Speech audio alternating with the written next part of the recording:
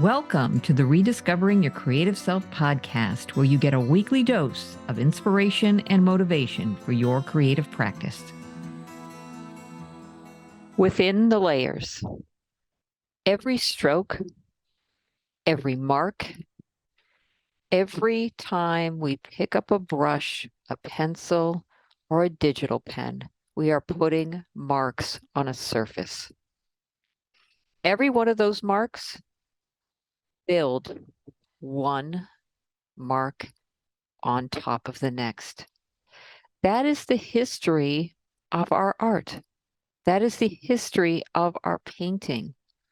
That is the history of seeing what it is our subject is about.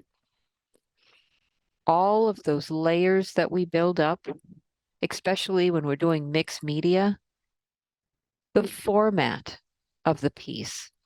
Is it on a single panel? Is it a cradled panel? It is on layered panels. Is it on a die cut panel? Is it inlaid?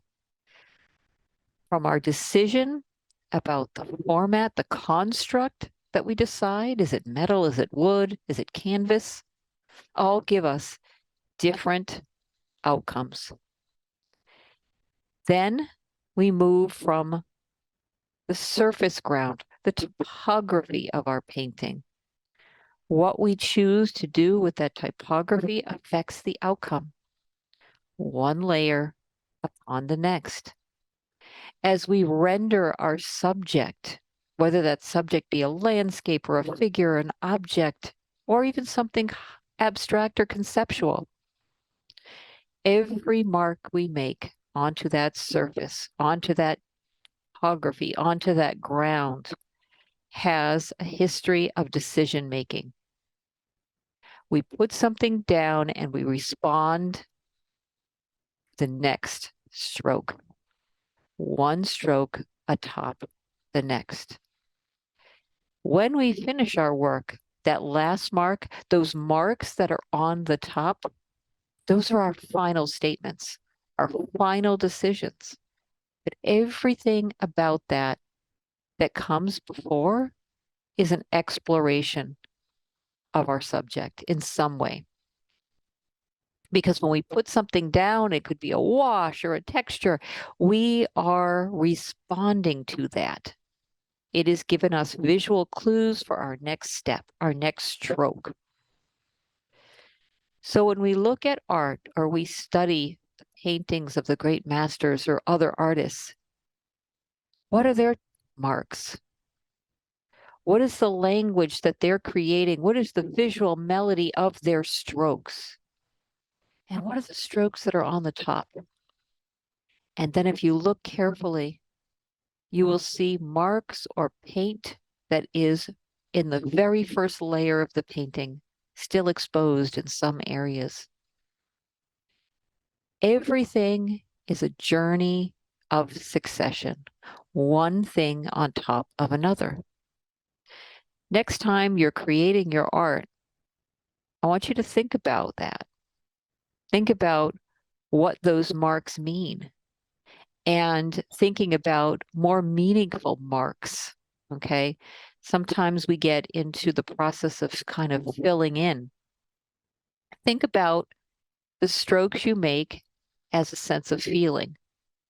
So when you're putting something down onto the surface, feeling that stroke instead of filling in that stroke, okay?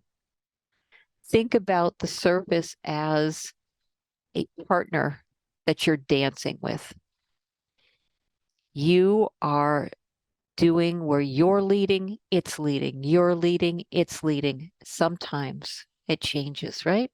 So you're leading it and then you're letting it lead.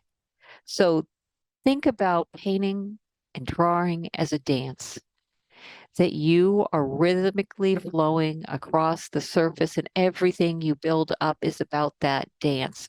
It does require focus and it does require energy and you're using your body to do it. But I can tell you, you will get a certain kind of feeling at the end of the work that incorporates that joy of visual dance in the finished piece.